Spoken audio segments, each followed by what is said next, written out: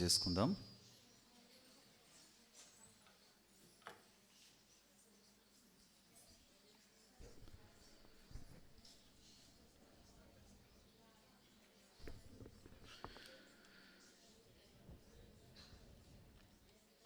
మహోన్నతుడా, సర్వంతర్యామి, నీ ప్రశస్త నామం బట్టి వేలాది వందనములు, స్తోత్రములు. నా తండ్రి, మరి యొక్క పర్యాయము నీ మందిరావరణంలోనికి మమ్మలను సమకూర్చినందులకై ఆయా స్థలముల్లో నుండి, ఆయా పట్టణముల్లో నుండి, ఆయా ప్రాంతముల్లో నుండి అనేక మందిని సమకూర్చి ఏకకాలంలో నీ వాక్యాన్ని ధ్యానించుకోవడానికి మాకిచ్చిన గొప్ప ఆధిక్యతను బట్టి నీకు స్తోత్రాలు, స్తుతులు చెల్లిస్తూ ఉన్నాం. మాకున్నటువంటి చిన్న జ్ఞానంతో, మాకున్నటువంటి చిన్ని సౌకర్యాలతో ఈ లైవ్ టెలికాస్ట్ ద్వారా ప్రభా అనేక కుటుంబాలకు నీ వేద గ్రంథంలో ఉన్నటువంటి అమూల్యమైనటువంటి వాక్కులను నాయన జ్ఞాపకం చేసుకోవడానికి మీరు మాకు ఇచ్చిన గొప్ప తరుణమును బట్టి నీకు స్తోత్రాలు. నాయన ఈ సమయంలో వాక్యము ద్వారా ప్రతి ఒక్కరితో మాట్లాడుతున్నందుకు నీకు స్తోత్రాలు. నాయన నీవు మమ్మల్ని ప్రేమిస్తున్నావు ఎంతగా అంటే నాయన, మరి మమ్మలను ప్రమాదకరమైన పరిస్థితుల నుంచి మీరు తప్పించారు ప్రభా. మరణకరమైన పరిస్థితుల నుంచి మీరు తప్పించారు. నీ మందిరావరణంలో నిలిచి నీ మాటలు విని నిన్ను మహిమపరుచుకునే గొప్ప భాగ్యమునిచ్చినందుకు నీకు స్తోత్రాలు. ఈరోజు వాక్యము ద్వారా మాతో మాట్లాడుమని ప్రార్థిస్తూ యేసు నామములో వేడుకుంటా ఉన్నాము తండ్రి, ఆమేన్. రక్షకుడు ప్రభు అయిన యేసుక్రీస్తు నామములో కూడి వచ్చిన ప్రతి ఒక్కరికి శుభములు తెలియజేస్తూ దేవుని యొద్ద నుండి కృపా సమాధానము దేవదేవుడు మనందరి జీవితాల్లో విస్తరింపచేయును గాక. హల్లెలూయా. నేటి వాక్య ధ్యానాన్ని ప్రారంభించే ముందు రాత్రికాల సమయంలో మరి హైదరాబాద్ నుండి ఒక సహోదరి చాలా ఆందోళనకరమైనటువంటి పరిస్థితుల మధ్య ఆమె ఫోన్ చేశారు. వారికి ఉన్నటువంటి ఆ ఆందోళనకరమైన పరిస్థితి నుంచి ఆశ్చర్యంగా దేవుడు విడుదలిచ్చాడు. మరి ఏకముగా చేయబడుచున్న ప్రార్థనలు దేవుడు అద్భుతమైనటువంటి విడుదల ఇవ్వగలిగినటువంటి దేవుడు. ప్రత్యేకమైన ప్రార్థన అవసరతలు ఏమైనా ఉన్నప్పుడు చాలా ప్రాముఖ్యమైనటువంటి పరిస్థితుల్లో మీరు తప్పకుండా నాకు వాట్సాప్ రూపంలో నాకు మెసేజ్ చేయండి. వాటిని సాధ్యమైనంత మట్టుకు మరి రోజు కాకపోయినా రోజుకి కొన్ని ప్రార్థన అంశాలు అందరి కొరకు ప్రార్థన చేయడానికి అవకాశాలు ఉంటాయి. అలాగనే మరి దేవుడు చేసిన మేళ్లను బట్టి దేవునికి స్తోత్రాలు చెల్లిస్తూ నేటి వాక్య ధ్యానంలోనికి వెళ్దాం. పరిశుద్ధ గ్రంథము నుండి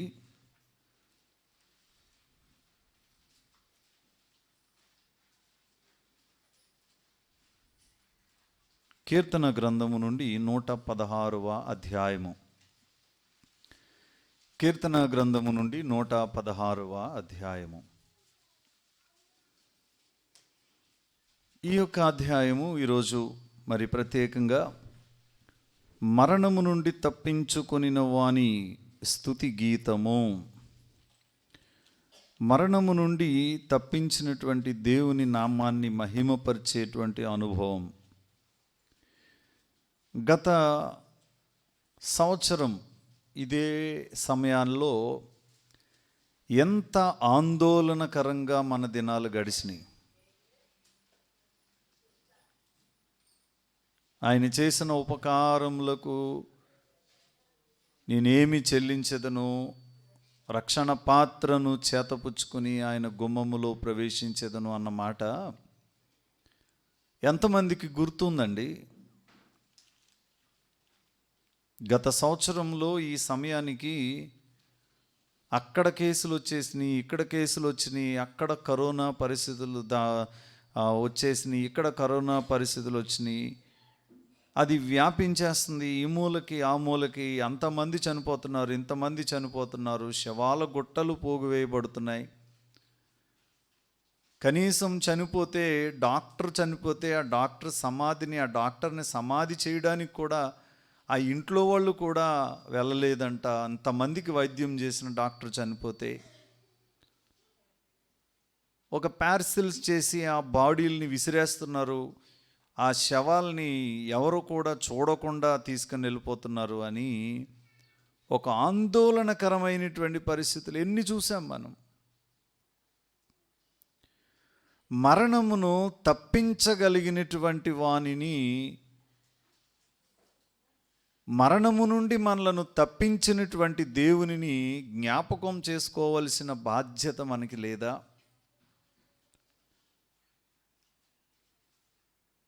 ఒక శరీర సంబంధమైనటువంటి వ్యాధుల నుండి, శరీర సంబంధమైనటువంటి బలహీనతల నుండి తప్పించినటువంటి దేవునికే మనం ఇంత కృతజ్ఞత కలిగి ఉంటే,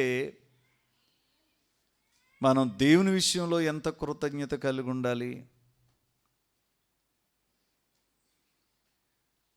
పెనుమర్తి సంబంధించిన సహవాసంలో నుండి ఒక బ్రదర్ ఉన్నారు. మనం ఈ వీ స్పీక్ లైఫ్లో ఆయన్ని మనం సూరిబాబు అని మనం చూస్తాం, కానీ ఆయనకి దైవజనులు పెట్టిన పేరు సుందరేషన్ అని పేరు పెట్టారు. కోవిడ్ టైంలో ఆయనకి అనారోగ్య పరిస్థితులు ఏర్పడినాయి. ఎన్ని టెస్టులు చేయించినా ఒక టెస్ట్లో మైల్డ్ కోవిడ్ అని, కొంచెంగా కోవిడ్ స్టార్ట్ అయింది అని చెప్పేసి డాక్టర్స్ తేల్చేశారు. కొన్ని వారాలైతే దేవాలయానికి రాలేదు, కొన్ని రోజులైతే ఎవరికి కనపడలేదు. ఆయన రెగ్యులర్గా ఈ వీ స్పీక్ లైఫ్లో వాక్యం చెప్తూ ఉన్నప్పుడు, చెప్పడానికి ప్రారంభించేటువంటి దినాల్లో పాటలు పాడడానికి, రోజు ఆరాధన నడిపించడానికి ప్రతి శుక్రవారం ఒకటే మాట జ్ఞాపకం చేశాను: దేవుడు మిమ్మల్ని బ్రతికించాడు. అవునండి, దేవుడు నన్ను బ్రతికించాడు కాబట్టి నేను నాకు ఇచ్చినటువంటి నెక్స్ట్ లైఫ్ని దేవుని సేవ కొరకు నేను ఇవ్వడానికి ఇష్టపడుతున్నాను. నా వ్యాపారానికో లేకపోతే నా వ్యక్తిగతమైన అవసరాలకో నా సమయాన్ని నేను కేటాయిస్తూ ఉంటాను. కానీ ఈ సమయాన్ని నేను దేవునికి ఇవ్వడానికి నేను వెనుకంజ వేయను. ఆ కష్ట దినాల్ని నేను గుర్తు చేసుకుంటూనే ఉంటాను. అందుకనే ఏ రోజు ఆయన శుక్రవార సమయంలో దేవుని వాక్యాన్ని చెప్పడం ఆయన ఆపలేదు. అలా కంటిన్యూగా పాటలు, ఒక మాట, దేవుడు తనకిచ్చిన అనుభవం. కృతజ్ఞత లేకపోతే కుక్క కంటే హీనం.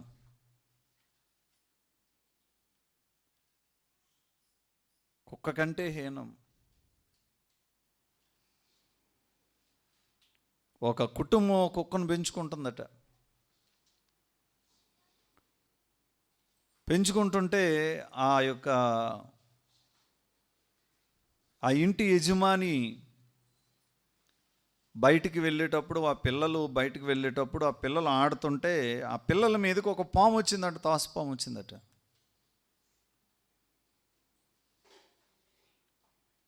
తాసుపాము ఇది కరిచేస్తే నేను చచ్చిపోతానన్న జ్ఞానం దానికి ఉందో లేదో తెలియదు, కానీ ఆ రెండిటికీ జరిగిన పోరాటంలో పిల్లల్ని రక్షించడానికి అది వెళ్ళి దానితో పోరాడి అది ప్రాణం పెట్టింది. ఇంత అన్నం పెడితేనే వాటికి అంత కృతజ్ఞత ఉంటుంది.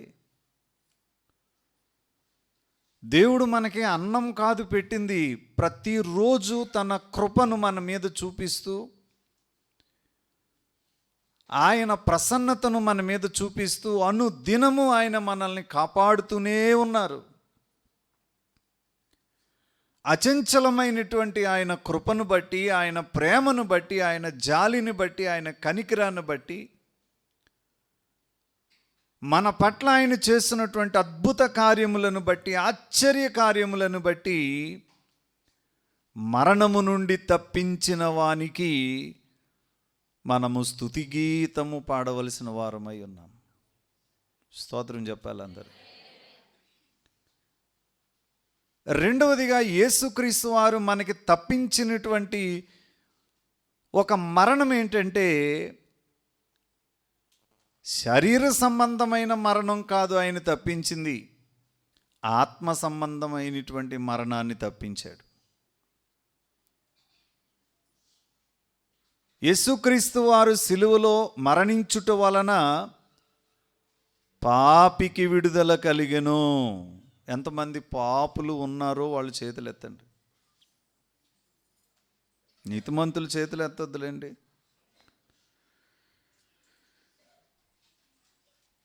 ఆయన సిలువలో మరణించటం వలన పాపికి విడుదల కలిగెను, పాప క్షమాపణ కలిగెను.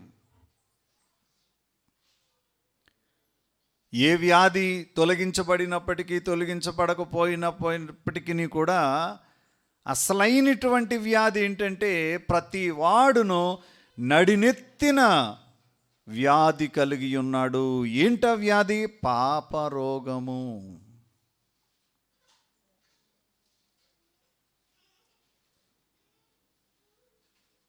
నడినెత్తి మొదలుకొని అరికాలు వరకు స్వస్థత కొంచెమైనను లేదు. ఆ పాపపు వ్యాధి నుండి ఆ సిలువ మరణము ద్వారా మనకి ఆయన విడుదల అనుగ్రహించారు. ఆ ఆత్మ మరణమును తప్పించాడు దేవుడు. క్రైస్తవులకు ఉండే నిరీక్షణ ఏంటి? క్రైస్తవ సమాధి చేసిన సందర్భాలు ఎంతమంది చూశారో ఇక్కడ.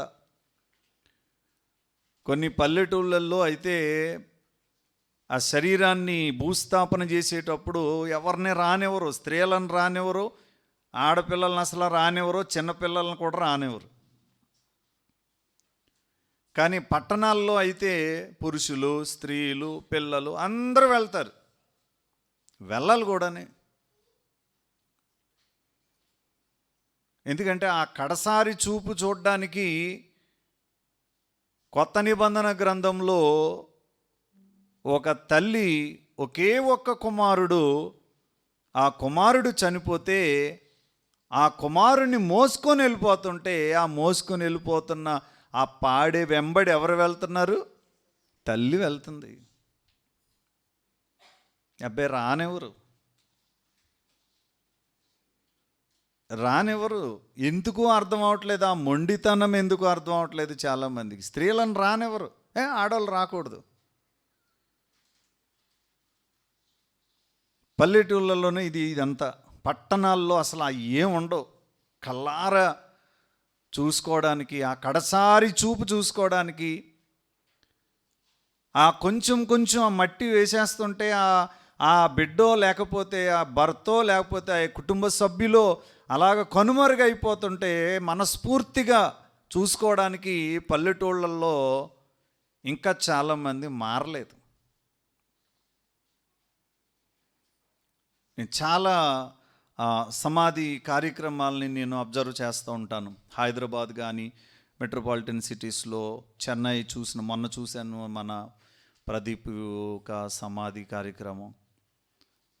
వాళ్ళ అమ్మగారు, ఆ చిన్ని, వీళ్ళందరూ, క్రిస్టి అంకుల్ గారు వాళ్ళు, ఫ్యామిలీస్ అన్నీ అలా కల్లారా అలా చూడడానికి. అంటే కొంచెం ఏడిస్తే బాధపోద్ది. ఏదైనా సరే మన బాధ పోవాలి అని అంటే ఏడ్చేయాలి.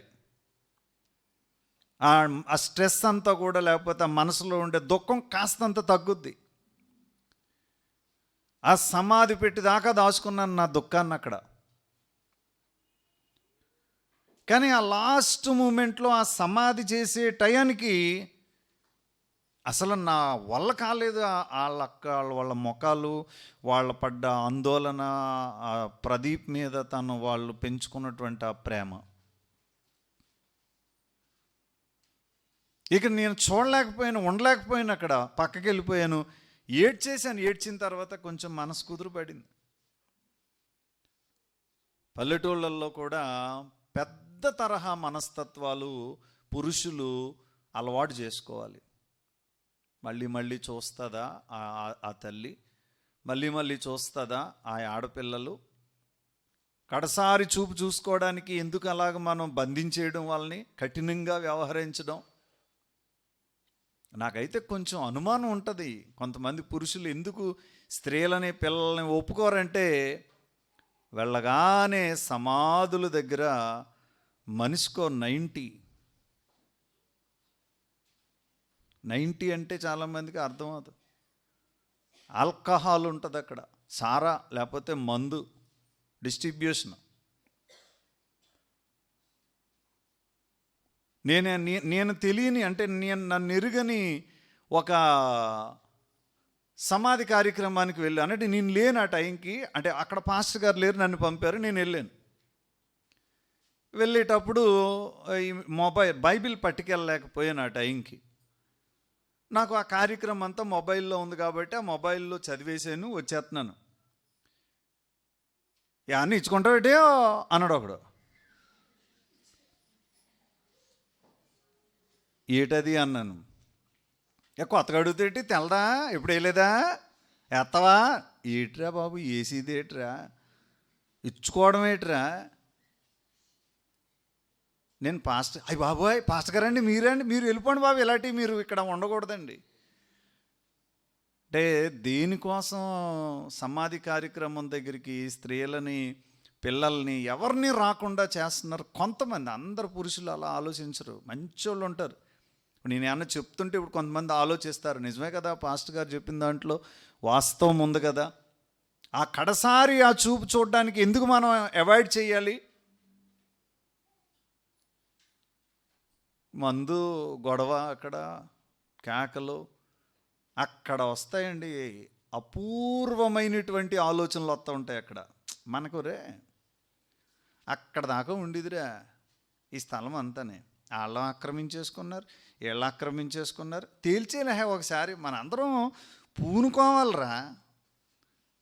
ఒక ఆయన అంటాడు, ఒరే అల్లండ్రా సో చెప్పారు. ఇక్కడికి వచ్చినప్పుడారా ఎవడన్నా మాట్లాడేది. ఈ 5 నిమిషాలు తలస్నానాలు చేసేసి ఇంటికి వెళ్ళిపోయిన తర్వాత ఈ సమాధి స్థలం గురించి అసలు ఎవరో అడగరు. సో చెప్పారు కానీ వెళ్ళండ్రా. అక్కడ అత్యంత విచారకరమైన, మరణకరమైన స్థితి జరుగుతుంది. అక్కడ మందు పుచ్చుకొని మన శాడిజాన్ని చూపించడం, సైకో బుద్ధి చూపించడం, మందు కోసమే సమాధి కార్యక్రమం దగ్గరికి వెళ్ళడం అత్యంత దుర్మార్గమైనటువంటి చర్య.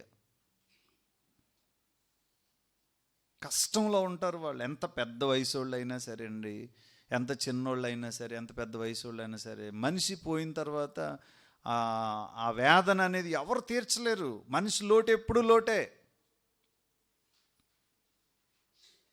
కనుక ఆ రోజు ఆ ప్రత్యేకమైన దినాన్ని ఆ ఆడపిల్లలు కానీ మగపిల్లలు కానీ ఎవరైనా సరే ఆ బిడ్డల్ని వెళ్ళడానికి అనుమతి ఇవ్వాలి.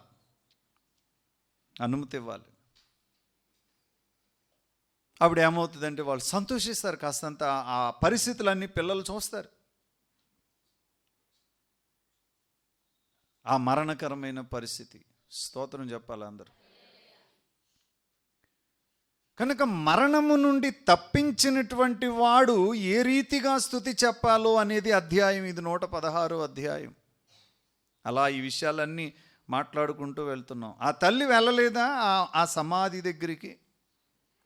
స్త్రీలు కూడా వెళ్ళారు. మరణము యొక్క లోతు, ఆ మరణపు వేదన, మరణపు దుఃఖము అనేటువంటిది పిల్లలకు అర్థమవుతుంది. కొంతమంది పిల్లల్ని ఆ మరణం జరిగే చోటకి అస్సలు నువ్వు వెళ్ళొద్దు, వెళ్ళిపోతావు, నువ్వు అసలు వెళ్ళొద్దు, బాబోయ్ నువ్వు ఇదే అక్కడికే తీసుకెళ్ళాలి. వెళ్ళిన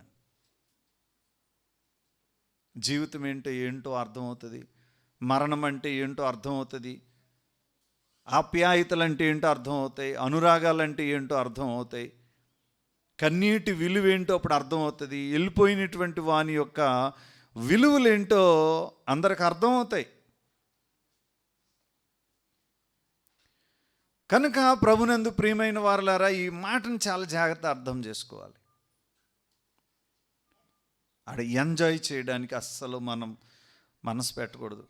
నాకు కొన్ని సంఘాలకి మంచి మంచి అలవాట్లు అయితే నేర్పించాను నేను. మా ప్రియులు మోతుకూరు సంఘస్థులు ఫస్ట్లో వెరీ బిగినింగ్లో వాళ్ళు చాలా గౌరవం ఇచ్చారు. తొక్కొద్దండి ప్లీజ్ అండి అని చెప్పేసి అడిగాను. వాళ్ళు ఫస్ట్లో వాళ్ళు ఆ మట్టి అంతా వేసిన తర్వాత కప్పేస్తారు. కప్పేయడం అంటే మట్టి వేసేసిన తర్వాత బాక్స్లో పెట్టి బాక్స్ లోపలికి దింపేసి మట్టి పైన వేసి తొక్కే అలవాటు ఉండేది. చాలా సంవత్సరాలు అయింది. రిక్వెస్ట్ చేశాను, ప్లీజ్, వాళ్ళు చాలా బాధలో ఉన్నారంటే కొంతమంది ఒరే పాటర్ గారు చెప్పారు కదా మనం మారాలే, ఎవడో తొక్కకండే, చెప్తాడురా తొక్కుతాడురా అని అలా తొక్కే వాళ్ళని కొంచెం కేకలేశారు. ఆ అలవాటు అలా క్రమం అలవాటు అయిపోయింది. చాలా గౌరవంగా, కొంతమంది అయితే పార కూడా ఉపయోగించరు, చేత్తోనే మట్టి లాగుతారు ప్రేమ కొద్దీ. అంటే దాటి అంతా అలా ఎలా కప్పెట్టాలా అన్ని ఎక్స్ప్రెషన్లు వేస్తే వాటికి జవాబు ఎవరో చెప్పలేరు అనుకోండి. ప్రేమ అంతే. ఆ పువ్వులు వేయడం కానీ ఇవన్నీ we're expressing our gratitude and our love, అంతే. ప్రేమను ఎక్స్ప్రెస్ చేసుకుంటున్నాం, గ్రాటిట్యూడ్ కలిగి ఉంటున్నాం. బైబిల్లో ఉంది, అది చనిపోయినటువంటి వారిని గురించి మీరు దుఃఖపడొద్దని. నిజమే, దుఃఖపడొద్దు అన్నమాట వాస్తవమే, కాదంటలేదు. కానీ అంత నిరీక్షణ ఎంతమందికి ఉంది? ఎవరు ఆడకుండా ఉండగలరు? ఆ హ్యూమన్ ఎఫెక్షన్స్. యేసు ప్రభు వారు మాత్రం దుఃఖపడలేదా? లాజరు చనిపోయినప్పుడు వాళ్ళ సోదరుల యొక్క కన్నీటిని చూసి, వాళ్ళ వేదనను చూసి యేసు కన్నీరు విడిచెను అని కనపడుతుంది మనకి చదివితే. యేసు ప్రభు అంతటా ఆయనే కన్నీరు కార్చారు. మరణము, వేదన ఒకటి శారీరకమైన మరణం, రెండవది ఏంటి మరణమో తెలుసా అండి? ఆత్మ సంబంధమైన మరణము. అది ఎవరికి వస్తుంది, ఎప్పుడు వస్తుందో తెలుసా?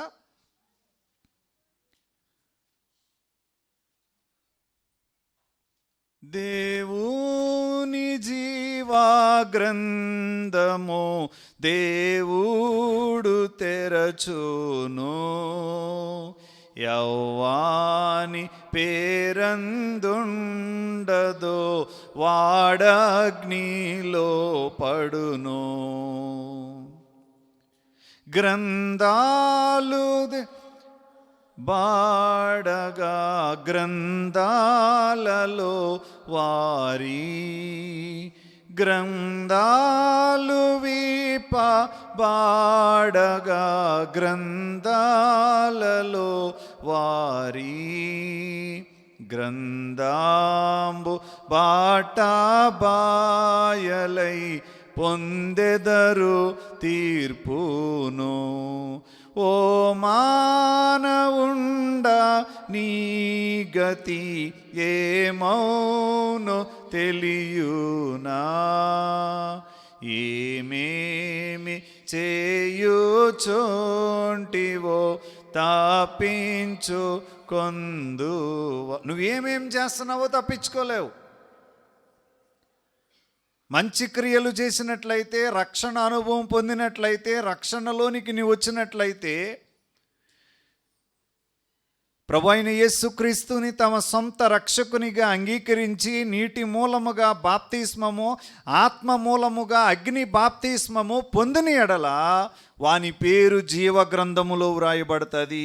వాడు చనిపోయినను మరలా బ్రతుకును. ఎలా బ్రతుకుతాడు? ఎలా బ్రతుకుతాడు? యేసు మృతి పొంది తిరిగి లేచెనని నమ్మిన ఎడలా. స్తోత్రం చెప్పండి. యేసుక్రీస్తు వారు చనిపోయారా? ఆయన్ని సిలువ వేసేశారు కాబట్టి ఆయనకి మరణశిక్ష వేసేసారు కాబట్టి ఇక ఆయన అక్కడతోటి అయిపోయారు. అక్కడతోటి స్టోరీ కథం అయిపోయింది. లేదు, ఆయన తిరిగి లేచిన దేవుడు. యేసు మృతి పొంది తిరిగి లేచినని నమ్మిన ఎడల ఆయన యందు మృతి పొందిన వారందరూ మరలా తిరిగి లేస్తారు. అదే జరుగుతుంది. ఆ భౌతిక కాయం దగ్గర పాస్టర్ గారు ఏమని ప్రార్థన చేస్తారు? ఎవరైనా ప్రభునందు నిద్రించేటప్పుడు స్థానిక సంఘ కాపరి వచ్చే వరకు ఆ శరీరాన్ని అలాగే ఉంచుతారు. దైవజనులు వచ్చిన తర్వాత, కుటుంబానికి ఆదరణ ప్రార్థన చేసిన తర్వాత, బంధుమిత్రులు అందరూ వచ్చిన తర్వాత, అందరూ కూడా చూసిన తర్వాత ఆ శరీరాన్ని తీసుకుని వెళ్ళి పెట్టిలో పెట్టి ఒక కీర్తన పాడతారు. ఏమని కీర్తన పాడతారు? అంచెదినమునందు దూత బూరనూదుచుండగా నిత్యవాసరంబు తెల్లవారగా రక్షణందుకున్న వారి పేర్లు పిలుచుచుండగా నేను కూడా చేరియుందు నచ్చట. చాలామంది ఈ పాటలను సావు పాటల కింద చేశారు. సావు పాటలు కదా ఈ నిరీక్షణ గీతములు. అప్పుడు పాస్టర్ గారు పాడతారు, నేను కూడా చేరియుందున్. సంగమంతా పాడతారు ఏమని? నేను కూడా చేరియుందున్. మీరెవరు సంగస్తులు కదా, పాండి మరలా. నేను కూడా చేరియుందున్, నేను కూడా చేరియుందున్, నేను కూడా చేరియుందు నచ్చటన్ ఎచ్చటన్ నిత్య జీవములో. స్తోత్రం చెప్పండి అందరు. రక్షణందుకున్న వారి పేర్లు పిలుచుచుండగా నేను కూడా చేరియుందు నచ్చట. అర్థమవుతుంది? ఎంతమందికి అర్థమవుతుంది ఈ మాట? స్మారకూటం ఎప్పుడైనా జరిగినప్పుడు మనం రాము, భయం. స్మారకూటానికి ఎందుకు రావమ్మంటే, అయ్యి బాబాయ్ భయం అండి, దయ్యం అయిపోయి నాకు కనపడ్డాడండి. తెల్లవారుజామున ప్రార్థనలు చేసేటప్పుడు, తెల్లవారుజామున సేవకి వెళ్ళేటప్పుడు వీధుల్లో కొంతమంది ముసుగేసుకుని ఇలాగ ఉంటారు. దేవునికి స్తోత్రం చెప్పండి అందరూ. హల్లెలూయా. మంచి చరణం ఒకటి ఉంటుంది ఇందులో. క్రీస్తునందు మృతులైన వారు లేచి క్రీస్తుతో పాలు పొందునట్టి ఉదయంబునన్ భక్తులార కూడి రండి అంచు బిలుచుచుండగా నేను కూడా. పాడదాం అందరూ. నేను కూడా చేరియుందున్. పాడాలి. నేను కూడా చేరియుందున్, నేను కూడా చేరియుందు నచ్చటన్. ఎరా నువ్వు రావా? నీకు పర్మనెంట్ ఏమో ఈ లోకం. స్తోత్రం చెప్పండి అందరు. అనుకుంటాడు నా మీదే ఉంటాయి అయ్యగారు కళ్ళు.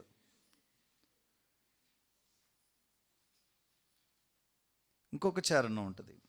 కాన యేసు సేవ ప్రత్యహంబు చేయుచుండిని క్రీస్తునద్భుతంబు ప్రేమ చాటుచు కృపానొందు వారి పేర్లు యేసు పిలుచుచుండగా నేను కూడా చేరియుందు నచ్చటన్. నా చిన్నతనంలో తాతయ్య గారు చెప్పారు ఈ ప్రసంగం. భయం వచ్చింది నాకు మనసుకి, భయం వచ్చిందండి. అమ్మో పరలోక రాజ్యమా అంటే ఇలా ఉంటుందా? ఈ నిరీక్షణ గీతం పాడతారు అక్కడ.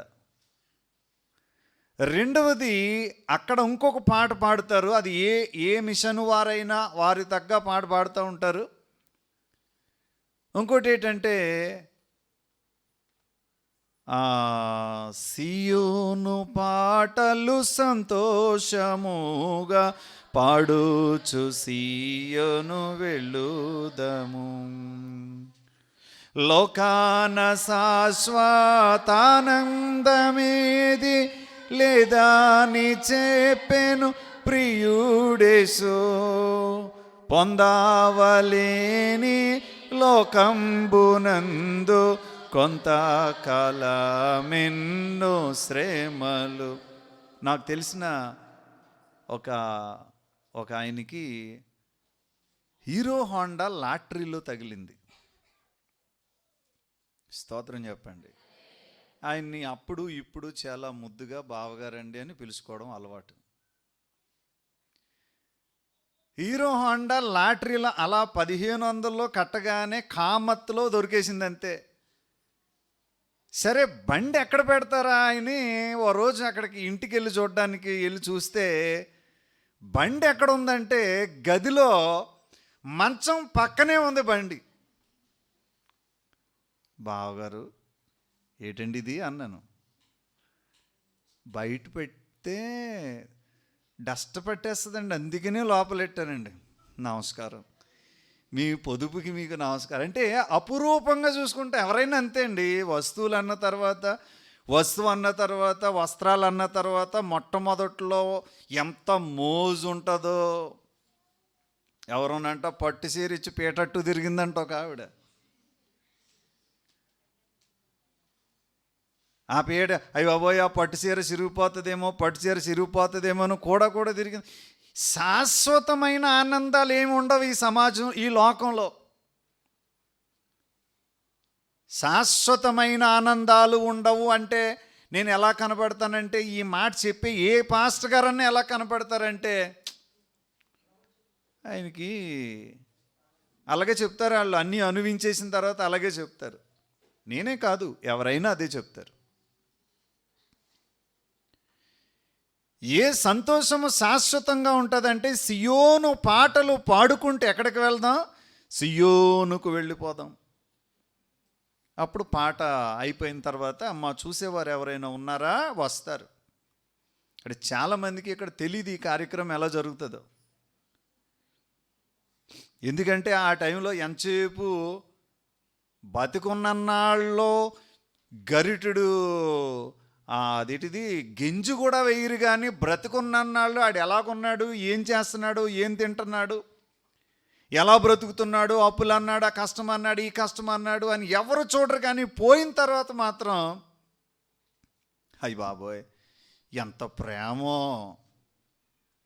నా కొడుకు ఒక మాట అన్నా చెప్పలేదురో నా కొడుక. అయ్య బాబోయ్ చెప్పేస్తే మరి నువ్వు వెళ్ళిపోదు. మరీ చాలా ఎటకారం అక్కడ. మళ్ళీ ముక్కలో మూసేసుకుంటుంది, నా కొడుకు. నీకు వాసనే పడదు. కామెడీ చేస్తున్నారు పాస్టర్ గారు, చాలా బాగా కామెడీ చేస్తున్నారని నన్ను ఎలకోలం ఆడితే ఆడారు. కానివ్వండి, అసలు అబ్జర్వ్ చేయండి ఆ శరీర ఆ సిచ్యువేషన్లో ఎక్కడ లేని ప్రేమ వాళ్ళకి పోసేస్తూ ఉంటారు. నన్ను ప్రార్థన చేయనివ్వరు. మళ్ళీని అమ్మా కథ అమ్మా ఆయ్ బాబా అమ్మ నన్ను వాక్యం చెప్పని అమ్మా, ప్రార్థన చేయని అమ్మ, నన్ను అసలు చెప్పనివ్వరే. ఎంత ప్రేమో. బతికుండగా గ్లాసు టీ నీళ్ళు కూడా ఇవ్వలేని వాళ్ళు చనిపోయిన తర్వాత మాత్రం ఎక్కడెక్కడ ప్రేమలు చూపించేస్తారు. తల్లి మీద అలాంటి ప్రేమలు చూపించేవాళ్ళు, తల్లిదండ్రుల మీద, తండ్రి మీద అలాంటి ప్రేమ చూపించేవాళ్ళు. ఎవరి మీద ఎవరు రుణం తీర్చుకోవాలనుకున్నా బతుకున్నంత వరకే ఎవరు రుణం అన్నా తీర్చుకుంటాం. చచ్చిపోయిన తర్వాత ఎవరు చనిపోయిన వారు చూడరు, వాళ్ళకి తెలియదు. అంటే వాక్యానుసారంగా చూస్తే మృతి పొందినటువంటి వారు అందరూ దేవ సన్నిధానానికి వెళ్ళిపోతారు, అక్కడి నుంచి చూస్తారని ఉంది. కానీ బ్రతికుండగానే ప్రేమలను పంచుకోవాలి, బ్రతికుండగానే ఆహారాన్ని ఇచ్చిపుచ్చుకోవాలి, బ్రతికుండగానే ఎదుటివారి రుణాన్ని తీర్చుకోవాలి. సాధారణంగా ఇలాంటి వాక్యము పబ్లిక్గా చెప్తే వినరు. బట్ ఈరోజు అందరికీ ఎందుకనో ఈ వాక్యం, ఈ నిరీక్షణతో కూడిన వాక్య భాగం ఇది. స్తోత్రం చెప్పండి అందరూ. నిరీక్షణ విశ్వాసికి ప్రభువునందు నిద్రిస్తే ఆ వ్యక్తి ఎక్కడికి వెళ్తాడు చాలామందికి తెలియదు. ఇది పాటగారు వస్తారు, ప్రార్థన చేస్తారు, అంతే. అప్పుడు పాట ఉంటుంది మళ్ళీ ఇక్కడి నుంచి అక్కడ దాకా. ఏం పాట? అది పరదేశులము ప్రియులారా. పాట కూడా అన్ని తప్పులు పాడేస్తున్నారు చాలామంది. తెల్లవారుజాము సువార్తలో కూడా ఎట్టి వ్యాధి అయినా వచ్చున్ అంటుంది ఒక అమ్మాయి. ఏటది? చాలే బాధేస్తారు. ఇక్కడ దారిలో ఈదులో పెట్టి కొడేస్తారు అందరూ మనల్ని. తప్పేలాల్లో గుమ్మ ఏయుటిచ్చుకుని పాట కొంత బాగా విని చక్కగా పాడమ్మా. ఈ పాట పాడేటప్పుడు ఈ మాదిటిది పరదేశులమో ప్రియులా, అది ఎవడు పెట్టేశాడో కానీ సావు పాటకని చేశారు దాన్ని. ఆ పాట రాసింది మా తాతయ్య గొల్లపల్లి నతానీయులు గారు. ఆ గొల్లపల్లి నతానీయులు గారి యొక్క 6వ వంశానికి చెందినోడిని నేను. స్తోత్రం చెప్పండి. గొల్లపల్లి వారి కుటుంబాలు, గొల్లపల్లి నతానీయులు గారు అనేటువంటి ఆయన శ్రీకాకుళం అనేటువంటి ప్రాంతము నుండి కావిడి బద్ద వేసుకొని, ఆ కావిడి బద్దల మీద ఆ కావిడి వేసుకొని, తంబురను ఒక పైపు వేసుకొని, ఆ తంబురను వాయిస్తూ ఆ పాటలు పాడుకుంటూ, అతను ఒక కొండ కాపు. ఆయన ఆ యొక్క ఆ తంబురను వాయిస్తూ పాటలు పాడేవారట ఆయన. ఏం పాటలు అంటే, ఇప్పుడు మనము ఇట్లా ఉంటారు, కొన్ని భజనలు చూస్తూ ఉంటామే, ఆ భజన గీతాలు పాడుతూ ఉండేవారట ఆయన. ఆ భజన పాటలు, భజన గీతాలు పాడుతుంటే, ఇక్కడ మన కాటన్ దొర బొమ్మ ఉంది చూసారా, ఈ కాటన్ దొర గారి యొక్క భార్య నతానీయేలు, గొల్లపల్లి నతానీయేలు, నువ్వు పలానా దేవుడి పాటలు చాలా బాగా పాడుతున్నావయ్యా. ఆ పద్యాలు పాడుతుంటే, మన ఊరిలో కూడా పద్యాలు పాడేవాళ్ళు ఉన్నారు కొంతమంది. అప్పుడప్పుడు అబ్బులు గారు పాడుతూ ఉండేవారు. ఆయన చనిపోయారు, ప్రభు దగ్గరికి వెళ్ళిపోయారు. నాకు తెలిసిన ఆయన అప్పుడప్పుడు మోసే గారు అందుకుంటూ ఉంటారు ఆ మూల నుంచి. ఇంకా ప్రేరేపణ వస్తే అసలు బలరాముడు గారు అందుకుంటాడు అక్కడి నుంచి, ఆ మూల నుంచి. సరే, వీళ్ళందరూ అందుకుంటున్నారు. అసలు ఈ బైబిల్ మిషన్లో ఇలాంటి ఉన్నాయా అని ఎతికితే ఆ శ్లోకాలు పాడేవాళ్ళు కూడా ఉన్నారు ఇందులో. నాకు అవి ఆశ్చర్యంగా ఉంది. ఈ మధ్యన వింటున్నాను అవి బాబా, అవి కూడా పాడేసి ఆ పతాపం కూడా నా మీద చూపించేస్తారేమో అనుకుంటున్నారు మీరు. నేర్చుకోవడం తప్పే ఉంది. స్తోత్రం చెప్పండి. నువ్వు ఆ తంబురు వాయించి ఆ కావిడి బద్ద మీద బట్టలు పెట్టుకుని అదే బ్రతుకంట అయింది. రాజమండ్రి కాటన్ ఇది ఈ యొక్క నిర్మించిన ఆనకట్ట కట్టేయడానికి పనుల నిమిత్తం వచ్చాడట ఆయన, గొల్లపల్లి నతానీయులు అనేటువంటి ఆయన. వస్తే అప్పుడు ఆ కాటన్ దొర గారి యొక్క, ఇప్పుడు మనం ఎదురుగుండగా వెళ్తే కాటన్ దొర బొమ్మ కనపడుద్దే, ఆ కాటన్ దొర గారి యొక్క భార్య నతానీయులు, యేసుప్రభుని నమ్ముకోవయ్యా, యేసుప్రభుని తెలుసుకో, యేసుప్రభు గురించి నేను కథ చెప్తాను, జాగ్రత్తగా విను. ఆయన ఎలాగూ దేవుడో, ఎలాగూ ఈ లోకానికి వచ్చాడో, ఎలాగో నరావతారిగా మన కొరకు ప్రాణాన్ని పెట్టారో, ఎలాగ ఆయన మనల్ని ప్రేమించారో అని ఆ శిలువ మరణమును గూర్చినటువంటి ఆ విషయాలన్నీ చెప్తే అప్పుడు రాశారండి అద్భుతమైనటువంటి పాటలు. ఇలాంటిదా ఆయనైనా రాస్తా, నాకు డౌట్ పీకుతుంది నాకు మళ్ళీ.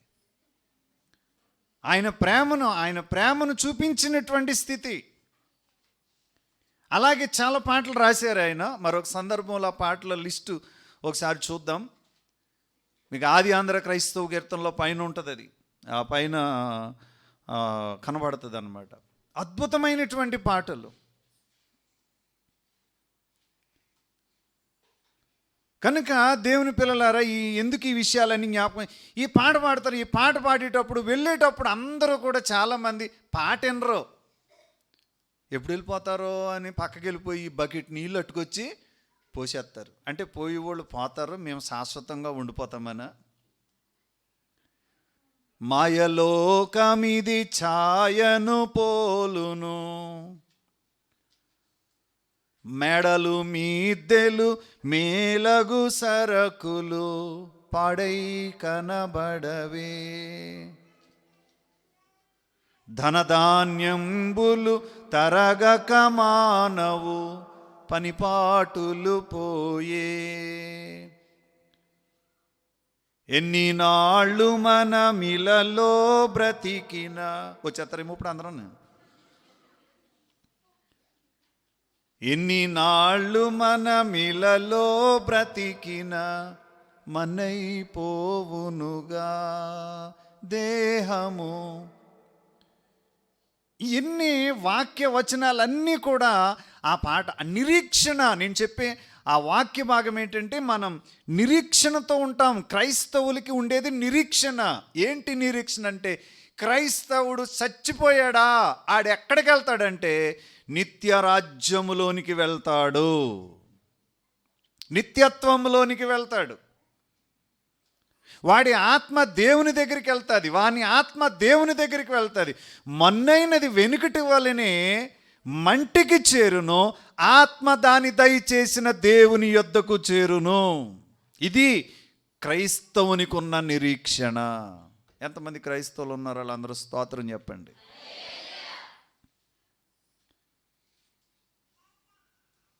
ఈరోజు మరణమును తప్పించిన వాడంటే ఇది శారీరకమైన మరణం. ఇది దాన్ని ఎక్స్ప్లెయిన్ చేయడానికి చెప్తున్నాను ఈ స్టోరీ, ఈ విషయాలన్నీ. శారీరకమైన మరణం. ఎప్పుడైతే ఈ వ్యక్తిని తీసుకెళ్ళారో అక్కడ పెట్టి దగ్గర గట్టు మీద పెడతారన్నమాట. అలాగా ఆ గట్టు మీద పెట్టిన తర్వాత మళ్ళీ తాళ్లతోటి కిందకి దింపేస్తారు. అక్కడ ఎవరన్నా పాస్టర్ గారులు ఉంటే ప్రార్థన చేస్తారు. గుర్తుంటే ఒకవేళ పాస్టర్ గారులు దూరంగా ఉంటే స్థానిక సంఘ కాపరి అందుబాటులో లేకపోతే సంఘ పెద్దగారు ఆ కార్యక్రమాన్ని జరిగిస్తారు. ఎవరు చేసినా ఆ పనే. స్తోత్రం చెప్పండి. దానికి పెద్ద పెద్ద గొడవలు. ఒక చోట ఎక్కడో కానీ సమాధి చేయడానికి వెళ్తే అక్కడ ఉన్న సహోదరుడు, పాస్టర్ గారు నేనే చెయ్యాలి, ఆయన శాతం ఏంటి అన్నాడు. ఓరి బాబు నువ్వే జరే బాబు, నువ్వు కూడా పడుకో అందులో అనుకున్నాను మనసులో. ధ్యానికి ఏమైపోతుంది అందులో? అంత ఇంపార్టెన్స్ ఏముంది? అంత కొట్టుకోవాల్సినంత అవసరం ఏముంది చెప్పండి అందులో? దానికి కూడా రాజకీయాలే. కొంతమంది ఏదన్నా జరిగితే స్థానిక సంఘ కాపరు వచ్చి లోపల మిగతా వాళ్ళు వెళ్ళిపోయి అటెండెన్స్ ఏం చేసుకుంటారు అక్కడ. మీ పాటర్ గారు రాలేదు ఇంకానే? ఎక్కడున్నాడు మీ పాటర్ గారు? ఇంకా రాలేదు? వచ్చేయాలి కదా ఇప్పటికి. మీ పాటర్ గారికి అసలు లెక్క ఉండదు. సావులో కూడా మరమరాలు ఏరేసుకోవాలా? అందుకే అన్నారేమో చిన్నప్పుడు ఆడుకునేటప్పుడు, వీడు శవం మీద మరమరాలు ఏరుకునే రకం రా అని. అప్పుడు అర్థం అవ్వలేదు నాకు, ఇప్పుడు అర్థమవుతుంది. పాస్టర్ గారు ఒక్కొక్కసారి అందుబాటులో ఉంటారు, ఒక్కొక్కసారి అందుబాటులో ఉంటారు. ఒక్కొక్కసారి ఎవరి కోసమో ఆపేస్తారు ఆ శరీరాన్ని. అలాగే అబ్బే చూడాలి, ఆ మనిషి రావాలి, చూడాలి. తీరుబడిగా టీ తాగి అన్నం తిని తీరుబడిగా కపెట్టలేదా ఇంకానే అని వచ్చాడు ఒకడు. ఒరే ఇన్నాడు అన్నావు కానీ అక్కడ అంటే మాత్రం బాధేస్తారు అందరని. 2 గంటల నుంచి నీ కోసం ఎదురు చూస్తున్నారంటే కప్పెట్టారు అనుకున్నానండి. అయ్యగారండి నా కోసం ఎందుకండి అన్నాడు. ఒరే వినండ్రా అన్నాను అలా చూపులతోటి. వాళ్ళకి అర్థమైంది. ఎవరి కోసం ఆగుతారు? 5 నిమిషాలు పాస్టర్ గారు కానీ ఆలస్యమైతే నన్ను దూషించడానికి నేనే ఫస్ట్ అని వాళ్ళు ఎవరంటే పాస్టర్ గారులు. అక్కడికి వచ్చిన పాస్టర్ గారులే ఫస్ట్. నేను వచ్చాను అసలు ఇక్కడ, అసలు స్థానిక సంఘ కాపరి ఎటది పద్ధతి రాలేదు అసలనే. అయ్యి బాబు నీ యాక్షన్ అంత అవసరమా సందర్భంలో? కాపరి ఒక్కొక్కసారి ఆలస్యం అవుతారు. సరే లోపల పెట్టేసినప్పుడు ఒక మాట మాట్లాడతారు. అక్కడికి వస్తున్నాను నేను ఇప్పుడు. ప్రసంగి గ్రంథము చివరి అధ్యాయంలో వచనాలు చదువుతారు. దుర్దినములు రాకముందే, ఇప్పుడు వీటి అంత సంతోషం లేదని చెప్పి సంవత్సరములు రాకముందే అని మొదలుపెట్టి చివరికి మన్నైనది వెనుకటి వలనే మంటికి చేరును, ఆత్మ దాన్ని దయచేసిన దేవుని యొద్దకు చేరును కనుక ఈ బిడను మంటికి మన్నుగాను, ఎముకకు ఎముకగాను, బూడిదకు బూడిదగాను అప్పగించుచున్నాను అని దైవజనులు ప్రార్థన చేస్తారు. అక్కడ ఒక నిరీక్షణ వాక్యాన్ని చెప్తారు. ఏంటా నిరీక్షణ వాక్యం అంటే, యేసు ప్రభు తిరిగి లేచిన దేవుడు. స్తోత్రం చెప్పండి. ఆయన తిరిగి లేచిన దేవుడని మనం నమ్మితే ఆయన యందు మృతి పొందిన వారందరూ తిరిగి లేస్తారు గనుక ఈ బిడ్డ కూడా రక్షణ పొంది బాప్తీసం తీసుకొని బల్లారాధనలో పాల్గొంటూ నమ్మకంగా మందిరానికి కట్టుబడి ఉండి సహవాసంలో ఉన్నాడు గనుక, భక్తి జీవితాన్ని జీవించాడు గనుక ఈ బిడ్డ కూడా దేవుని రాజ్యములో చేరాడని నిరీక్షణతో మనము ఇక్కడ నుండి వెళ్తున్నాము. మనము ఆయన్ని కలుసుకుంటాము. ఈ లోకంలో కాదు, ఆత్మరూపంలో మనం కలుసుకుంటాము. కనుక మీలో ఎవరైనా రక్షణ పొందనట్లయితే ఆయన్ని కలుసుకోవడానికి మీరు రక్షణ బాప్తీసం తీసుకోండి, యేసును మీ సొంత రక్షకునిగా అంగీకరించండి అని సేవకుడు సువార్తను ప్రకటిస్తాడు ఆ స్థలంలో. ఇది జరిగే తంతు. స్తోత్రం చెప్పండి, గట్టిగా స్తోత్రం చెప్పండి. యేసు మృతి పొందినని నమ్మిన ఎడల ఆయన యందు మృతి పొందిన వారందరూ తిరిగి లేస్తారు. ఈ విషయాలన్నీ మనం జ్ఞాపకం చేసుకుంటే మరణము ఇది శరీర సంబంధమైన మరణం. రెండో మరణం ఉంది, అది ఆత్మ సంబంధమైన మరణం. అదేటో తెలుసా? నరకమనగ పూదోట కాదది అగ్నిగుండమండి. నరకమనగా అది పువ్వుల తోట కాదు, అగ్నిగుండం. అగ్ని ఆరదు, పురుగు చావదు, కాలడి వారికి చావు రాదు సుమి. ఓ వినుము సోదర పరమగురుని బోధ, నమ్మిన తొలగు నరక బాధ. నరకమనగ పూదోట కాదది అగ్నిగుండమండి. అగ్ని ఆరదు, పురుగు చావదు, కాలెడి వారికి చావు రాదు సుండి. విడుదల పొందలేరు సుండి. ఓ వినుము సోదర పరమగురుని బోధ, నమ్మిన తొలగు నరక బాధ. ఆ నరక బాధను తప్పించడానికి యేసుక్రీస్తు వారు ఈ లోకంలో శిలువ మరణం పొందడానికి వచ్చారు. మనము అతిక్రమముల చేతను పాపముల చేతను మనము చనిపోయిన స్థితిలో ఉంటే మనకి గతి ఏంటంటే నిత్య నరకమే. ఆ నరకములో పడి మన ప్రాణము మన శరీరము అగ్ని ఆరదు, పురుగు సావదంటే దేవుని భయము లేనటువంటి వారిని తీసుకెళ్ళి అగ్నిలో పారేశారు బైబిల్ గ్రంథంలో. ఎవరైనా ధనవంతుడైనటువంటి వాడు, అది అర్థం అవడానికే ధనవంతుని లాజరు కదా. ధనవంతుడు ధనమే సర్వం అనుకున్నాడు. నా ప్రాణమా తినుము, నా ప్రాణమా త్రాగుము, సుఖించుము, నీకు కావలసినంత ఆహారాన్ని కావలసినంత సుఖాన్ని నీ కొరకు సిద్ధపరిచాను, హ్యాపీగా ఉండు. చనిపోయాడు. ఎక్కడికి వెళ్ళాడు? నిత్య నరకానికి వెళ్ళాడు. లాజరు చనిపోయిను. లాజరు అబ్రహాము రొమ్మున అనుకున్నాడు, లాజరేమో చక్కగా తండ్రి రొమ్మున అనుకున్నాడు. ధనవంతుడేమో అగ్నిలో యాతన పడుచున్నాడు. ఆహా, పరలోకముందో నరకముందో ఎవడ చూడొచ్చాడు పాటరో, నువ్వు చూసావేటివి. కొంతమంది ఇలాగ అడుగుతారు కదా పాస్టర్ గారిని, పాడరో. కొంతమంది ఏమో పాట్రీ, నువ్వు చూసి వచ్చో అటో చెప్తున్నావు.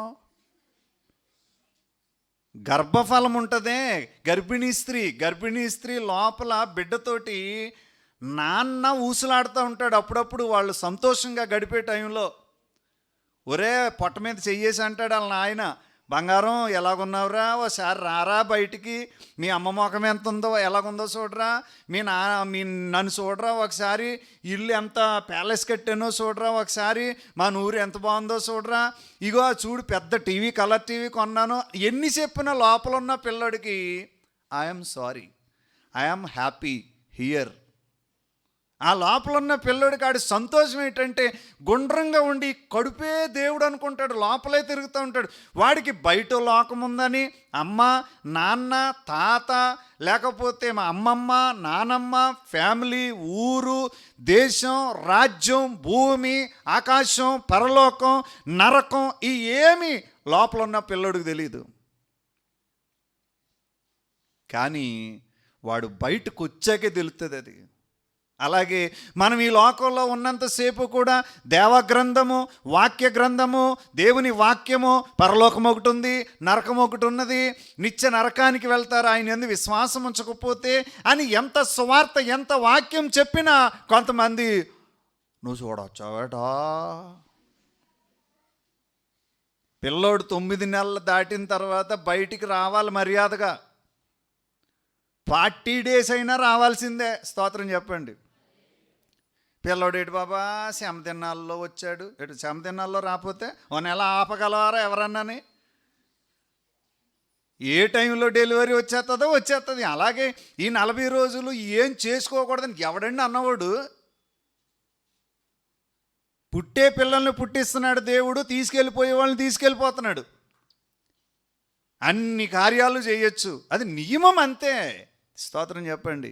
ఈ 40 days చక్కగా చర్చ్లో కూర్చొని, సన్నిధిలో కూర్చొని వాక్యాన్ని ధ్యానిస్తూ, వాక్య అనుభవాలు తెలుసుకుంటూ, సిలువ ధ్యానాల్లో ఒక్కొక్క మాటను నేర్చుకుంటూ, పొద్దున్నే స్వార్థను ప్రకటించుకుంటూ, ఈ పనికిమాలిన ఈ మొబైల్ ఫోన్కి పనికిమాలిన, అంటే మంచి ఫోనే పనికిమాలిన అంటలేదు, కానీ ఈ పాడు చేసేటువంటి సాధనాలన్నిటినీ పక్కన పెట్టేసి దైవ భయములో ఎదగడానికి తీర్మానం చేసుకున్నాం.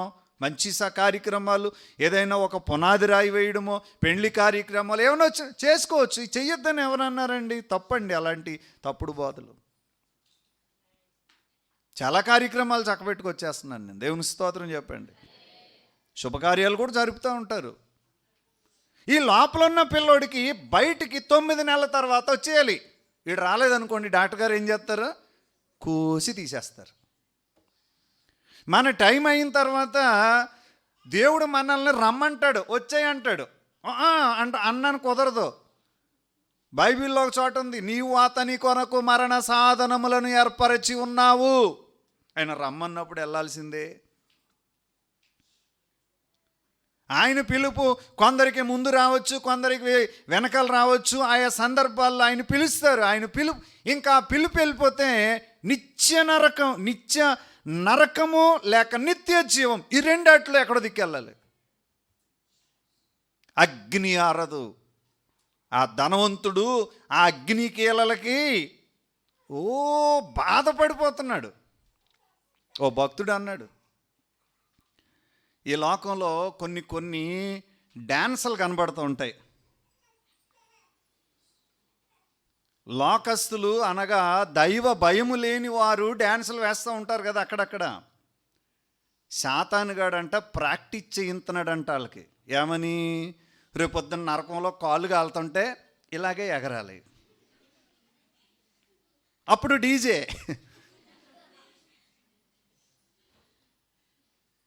ఆ పాస్టర్ గారు చెప్పినప్పుడు తెగ నవ్వాను. ఆ సమయం నుండి ఎవరు అలాగ డ్యాన్స్లు వేస్తున్నా నాకు అదే నరకమే గుర్తొస్తుంది. ఓహో, దే ఆర్ అండర్ ట్రైనింగ్ అన్నమాట. రేపొద్దున అన్న రోజున ఆ ట్రైనింగ్లో వీళ్ళు ఇలాగే డ్యాన్స్ వేయాలి. అక్కడ నిత్య నరకంలో కాలుతూ ఉంటుంది. అగ్ని ఆరదు, పురుగు చావదు. చచ్చిపోదామంటే చావు రాదు ఈ శరీరానికి. ఈ చర్మం కాలిపోతూ ఉంటుంది. ధనవంతుడు అంటాడు, అయ్యో అగ్నికి నేను తాళలేకపోతున్నాను. ఆ లాజరు, కురుపులతో నిండినటువంటి ఆ లాజరు ఉన్నాడే, వాడిని ఎప్పుడూ కూడా ఇంత రొట్టె ముక్క కూడా ఇవ్వలేదు, ఇంత కృతజ్ఞత కూడా వాడికి కొంచెం కూడా ఇవ్వలేదు. ఆ పడే రొట్టె ముక్కలు తిన్నాడు. ఆ రొట్టు రుణం తీర్చుకోవడానికే ఆడికి అతంత నీళ్లు, ఆ చిటికిన వేళ్ళు కొంచెం నీటిలో ముంచి ఒక్క చొక్క నాలిక మీద వేస్తే, నేను ఈ అగ్నికి ఆరాట పడుతున్నాను, నేను తాళలేకపోతున్నాను.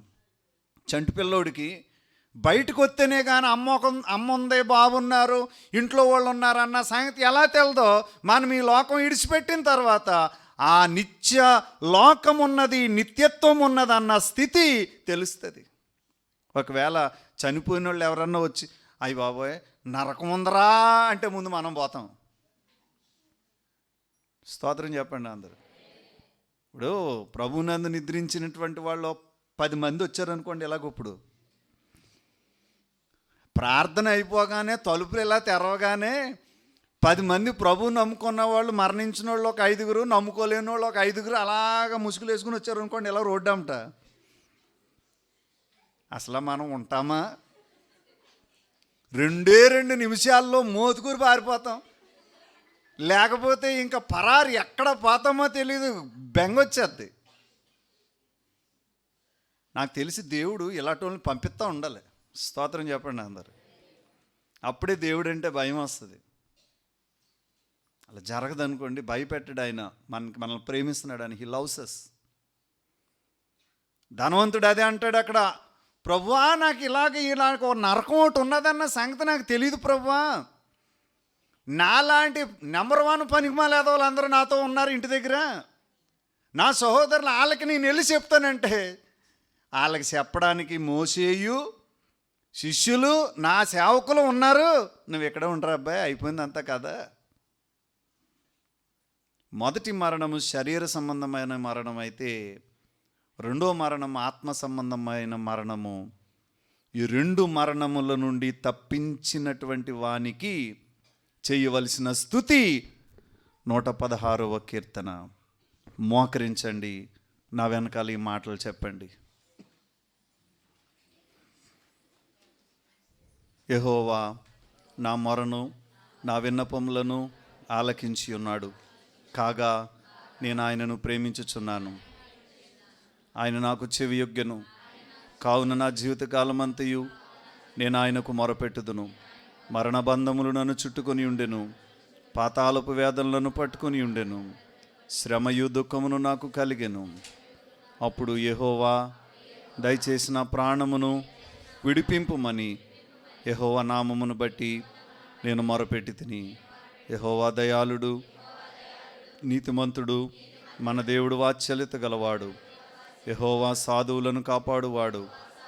నేను కృంగి ఉండగా ఆయన నన్ను రక్షించెను. నా ప్రాణమా, యెహోవా నీకు క్షేమం విస్తరింపచేసి ఉన్నాడు. తిరిగి నీ విశ్రాంతిలో ప్రవేశింపము. మరణము నుండి నా ప్రాణమును, కన్నీళ్లు విడవకుండా నా కన్నులను, జారిపడకుండా నా పాదములను నీవు తప్పించి ఉన్నావు. సజీవులున్న దేశంలో యెహోవా సన్నిధిని నేను కాలము గడుపుదును. నేను అలాగూ మాటలాడి నమ్మిక ఉంచితిని. నేను మిగుల బాధపడిన వాడను, నేను తొందరపడిన వాడనై ఏ మనుష్యుడును నమ్మదగిన వాడు కాడనుకుంటుని. యెహోవా నాకు చేసిన ఉపకారములన్నిటికీ నేను ఆయనకి ఏమి చెల్లించెదను? రక్షణ పాత్రను చేతపుచ్చుకొని యెహోవా నామమున ప్రార్థన చేసేదను. యెహోవాకు నా మొక్కుబళ్ళు చెల్లించెదను. ఆయన ప్రజలందరి ఎదుటనే చెల్లించెదను. యెహోవా భక్తుల మరణము ఆయన దృష్టికి విలువ గలది. యెహోవా, నేను నిజముగా నీ సేవకుడను, నీ సేవకురాలు కుమారుడునై ఉన్నాను. నువ్వు నా కట్లు విప్పి ఉన్నావు. నేను నీకు కృతజ్ఞత అర్పణ అర్పించెదను. యెహోవా నామమున ప్రార్థన చేసేదను. ఆయన ప్రజలందరి ఎదుటను, యెహోవా మందిరపు ఆవరణములలోను, యెరూషలేమా నీ మధ్యను నేను యెహోవాకు నా మొక్కుబళ్ళు చెల్లించెదను. యెహోవాను స్తుతించుడి. ప్రేమగల తండ్రి, దయగలిగిన ప్రభువా, నీ ప్రశస్త నామమును బట్టి నీకు వేలాది వందనములు, స్తోత్రములు. నాయనా, ఇదిగో ఈ ప్రత్యేకమైనటువంటి సమయంలో నాయనా, మరణమును తప్పించిన వాడవు నీవే. ఇహ సంబంధమైన మరణాన్ని తప్పించావు, పర సంబంధమైనటువంటి మరణాన్ని కూడా నీ కుమారుడైన యేసుక్రీస్తు వారి శిలువ మరణ పునరుద్ధానముల ద్వారా నాయనా, మేము ఈ లోకములో నాయనా మీరు రమ్మంటే ఈ శరీరమును విడిచి మా ఆత్మరూపములో నీ దగ్గరికి రావాలని ఈ నిరీక్షణ వాక్య భాగాన్ని, నిరీక్షణ వర్తమానాన్ని మా ముందుంచినందులకై నీకు స్తోత్రములు. ఎంతమంది బిడ్డలైతే ఈ వాక్య భాగాలను వింటూ ఉన్నారో, ఎంతమంది వాక్యాన్ని ఏకీభవిస్తున్నారో ప్రతి కుటుంబాన్ని విశేషంగా జ్ఞాపకం చేసుకోనండి. మరణము అనేటువంటి సందర్భం గురించి మీరు మాట్లాడినప్పుడు నా తండ్రి నాయన, అది నాయన మరి ఆ యొక్క మరణం అనేది అది ఎవరి జీవితంలో మీరు అనుమతిస్తారో నా తండ్రి వారు నిత్య రాజ్యానికి వెళ్ళాలి. అది నిరీక్షణతో కూడిన వాక్య భాగం. దాన్ని మేము భయపడుతూ తప్పించుకోకూడదు. ఎందుకనంటే ఆ వాక్యం మేము కలిగి ఉంటేనే మేము నిరీక్షణ గలవారం అవుతాం. ఆ వాక్య అనుభవాలు అనేకులతో మీరు మాట్లాడినందులకై నీకు స్తోత్రములు. పాల్గొన్న ఒక్కొక్క బిడను మీరు పేరు పేరు వలసిన ఆశీర్వదించండి. బలహీనలు ముట్టి స్వస్థపరచండి. రాత్రికాల సమయంలో హైదరాబాదులో ఉన్నటువంటి ఆ సహోదరి నాయన ఎంతో దుఃఖముతో అడిగినప్పుడు నా తండ్రి నాయన, ఇదిగో మధ్యాహ్న కాల సమయంలో మీరు ఆ బిడకు చేసిన గొప్ప మేలును బట్టి నీకు స్తోత్రాలు ప్రభువా. నాయన ఆశ్చర్యకరుడా నీకు స్తోత్రం. నాయన రామేశ్వరంలో యాదాల వారి కుటుంబంలో ఉన్న ఆ తల్లి కొరకు ప్రార్థన చేస్తున్నాం. గల్ఫ్ దేశంలో ఆ బిడ్డ నాయన చాలా అనారోగ్య పరిస్థితుల్లో హాస్పిటల్లో అడ్మిట్ అయి ఉన్నారని చెప్పారు ప్రభువా. ఆ క్షేమ సమాచారం ఇంతవరకు ఏమీ మాకు తెలియలేదు. ఆ కుటుంబాన్ని మీరు జ్ఞాపకం చేసుకోనండి నాయన. ఇదిగో నాయన, దేశం కాని దేశంలో ఎంతో దూర ప్రాంతంలో ఆ బిడ్డ నా తండ్రి నాయన మీరు జ్ఞాపకం చేసుకోండి ప్రభా. అలాగనే తండ్రి ఆయా పట్టణాల్లో, గ్రామాల్లో, ఉద్యోగ వ్యాపారాల్లో ఉన్న ప్రతి కుటుంబాన్ని మీరు జ్ఞాపకం చేసుకోండి. నా తండ్రి బలహీనలను ముట్టి స్వస్థపరచండి, బలపరచండి. ఈ వాక్య సందేశాన్ని వింటున్న మా ప్రియ బిడ్డలు నాయన ఆయా పట్టణాల్లో, గృహాల్లో, గృహ కూడికలలో నా తండ్రి నాయన ఇదిగో నాయన ముఖ్యంగా దేవాలయములలో, పట్టణములలో, పల్లెలలో ఎంతెంత దూరములో నీ వాక్యాన్ని వింటున్నారో వారిని విశేషంగా జ్ఞాపకం చేసుకోనండి ప్రభా. నా తండ్రి నాయన మరణమును తప్పించగలిగిన వాణి తప్పించినప్పుడు ఏ రీతిగా దావీదు నిన్ను స్తుతించాడో ఆ స్తుతి కీర్తనను గురించి మేము అనేక విషయాలు తెలుసుకున్నాం ప్రభా.